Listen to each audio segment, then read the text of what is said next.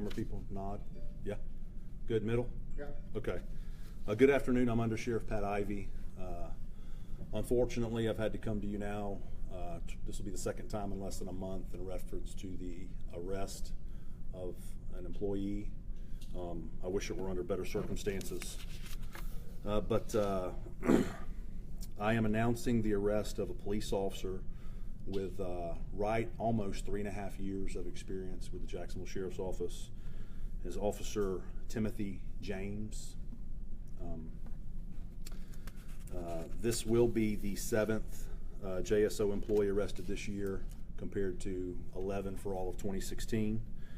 Now I'll go into the circumstances which led up to the arrest of Officer James. So just after 4 o'clock this morning, a patrol sergeant was at a gas station in the 1900 block of Atlantic Boulevard. He was flagged down, unbeknownst to him, by another JSO employee who was like a recruit who's in training right now as a correction officer. He was in plain clothes, but he flagged down the on-duty sergeant and said, "Hey, I just have some information that 2 individuals may be wanted out of another jurisdiction." As the sergeant was standing there, a truck pulled up, and he says, "As a matter of fact, I think that's them right there." The sergeant called for a backup unit, and that backup unit was Officer Tim James. And how we ride in our patrol cars, Officer Tim James drives a police car that's marked and has a cage in the back. Sergeants do not have a cage, so they normally don't transport prisoners. So you had one cage car and the sergeant's car, and they made contact with the individuals, ascertained their identity, and ran them to see if they were potentially wanted. They did get a hit, and they were going through the confirmation process. So at that time, the individuals were detained, handcuffed, and both of them were placed in one police car. That's why I explained that, Officer James' car. The 2 individuals, one is 17, so I will not identify him. The other is 18, and apparently I believe they are related somehow.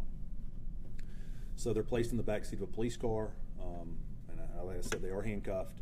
The sergeant proceeds back to his patrol car, and he happens to look up, and he sees Officer James walking away from the back door of his patrol car.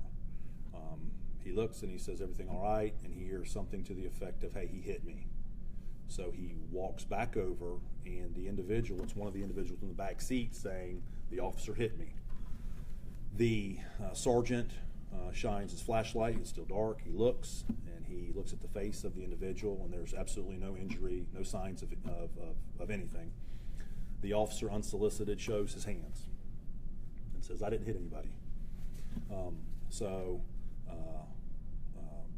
Short discussion. The officer gets back in his car. He's still going through that verification process, because even though you get a hit, you still go through a process of verifying the warrant, and that they want this individual to be, that they will transport the individual back to their facility or their jurisdiction. So as the sergeant walks back to his car, because the situation has calmed down, he gets back in his car, he looks back over, and he sees a commotion. He sees Officer James remove, who is now known as the 17-year-old, from the backseat of the police car, take him to the ground, and there's a struggle. At that time, before he can get out of his car and get over to where they are at, the 18-year-old exits the car basically on top of Officer James. Officer James is able to get out from both individuals, the one he had on the ground and the one that had then come up behind him, and he then grabs that individual and also takes him to the ground. Also remember, while all this is happening, these 2 individuals are handcuffed. So at that time, the sergeant is able to, he's at the officer's car, he's able to physically detain the 18-year-old, and he says, "Hey, what happened?" And the 18-year-old is saying, "Hey, he was beating on my brother, he was beating on my brother." At that time, he says, "I've got another cage car coming." He had called for a second car so they could be separated.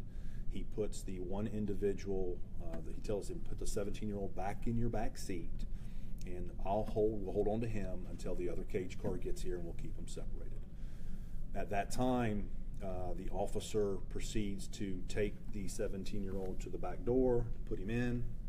He decides to enter the back seat with the handcuffed 17-year-old and proceeds to strike him multiple times in the face with a closed fist. At that time, this is witnessed by the sergeant. The sergeant repeatedly asks him to stop, calls him by first name, calls him by officer, and this is also witnessed by that original complainant who happens to be a JSO employee also. At the location, there's the potential for video, but I don't think that we actually have the video as of yet. And it's unclear whether the video will show the events inside the back seat of the police car anyway. But at that time, he exits the car, the second cage car pulls up, they detain the 18-year-old in a separate car, and the sergeant immediately, and I'm proud of this guy, immediately calls integrity and says, hey, listen, something's not right. So they conduct an investigation, and here we are.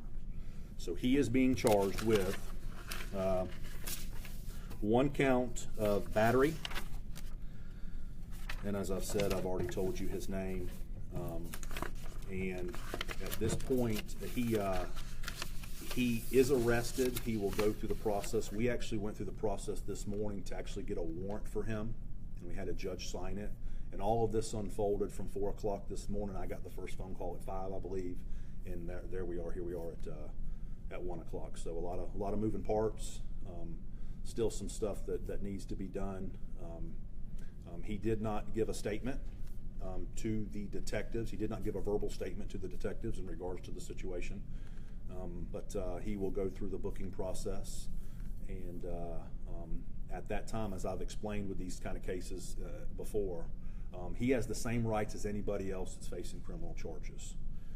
He has due process, meaning his criminal proceedings need to be complete before we can even start any type of administrative review, because that is a whole new ball game which we as police officers and employees of JSO have that other companies and entities do not. So he will be, if he decides to come back to work, he will be placed in an administrative position, which we call as teleserve, and he has been defrocked. That means his police powers have been rescinded by me, and he does not have those powers until this thing is completely completed. So with that, I think I've given y'all everything. I gave numbers last week about how many how many we've arrested, terminated, quit under ones that quit under investigation or resigned, suspensions and demotions.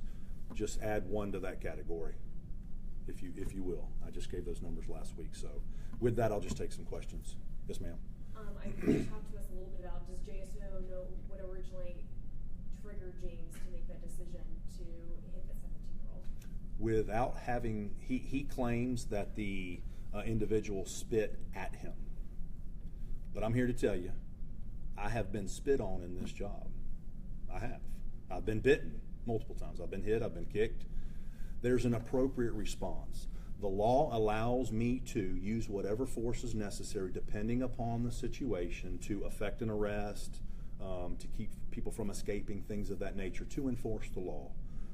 But it has to be proportionate to the resistance that you're getting. Somebody trying to spit on you, even if they are successful,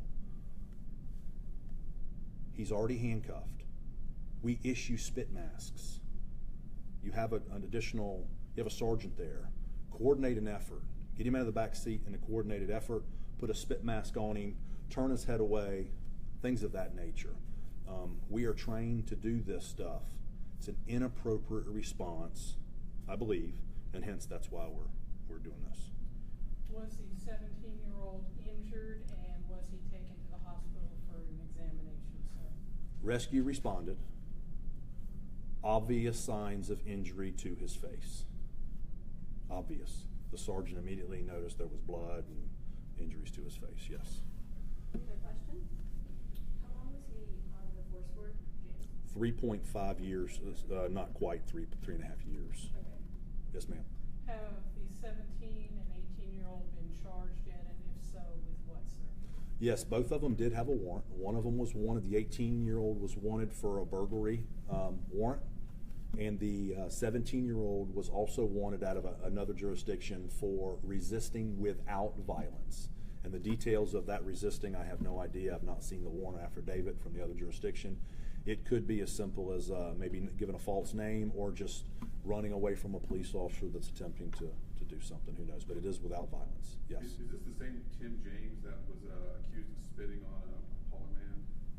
So Florida State Statute 112 is very specific, and that's the statute that covers the police officer's Bill of Rights.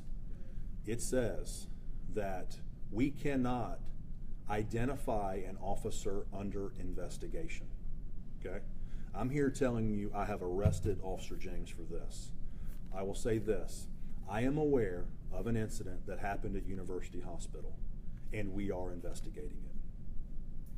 As for something like this, you had a 17-year-old and an 18-year-old in the backseat of one vehicle. Is that normal protocol, or is there usually two separate cars that are? So they're arrested in the same incident, so it's not a violation of protocol to have them specifically in the same back seat or our general orders. It's okay to do that. But once the situation starts getting to the point where there's some volatility to it, we will. I got it. We have something in place to fix that too. Hence, there was a sergeant there. Gotcha. And was the 18-year-old injured at any point? And if so, Not that I know of. No. No. Any other questions? All right. Thank you, Mr. Chair. Thank you.